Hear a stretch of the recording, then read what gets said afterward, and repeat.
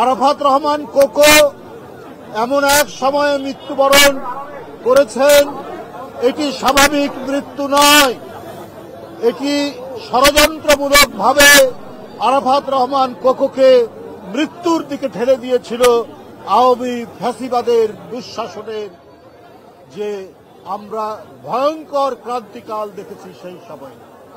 শেখ হাসিনার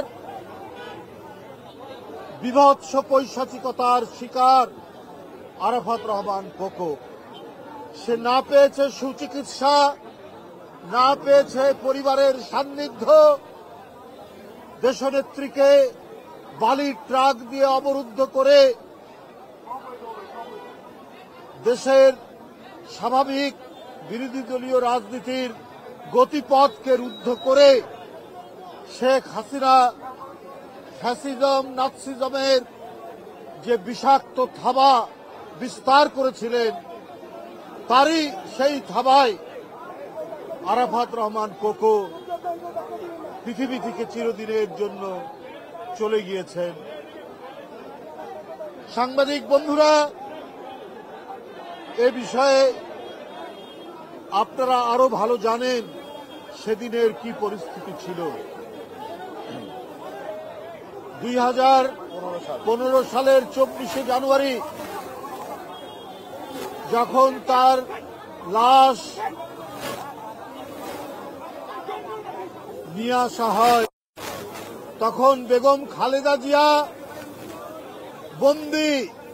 বন্দি মায়ের কোলের উপর সন্তানের লাশ। এই বেদনা, এই দুঃখ, এই শোক, এটা ভোলার নয়।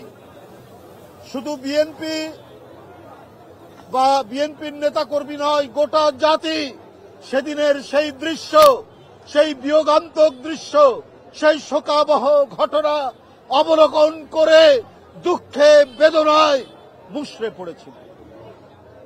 তার জানাজা শেখ হাসিনা এক দুর্ভেদ্য দেওয়াল তৈরি করেছিল সেদিনের বর্বর আইন শৃঙ্খলা বাহিনীর দ্বারা।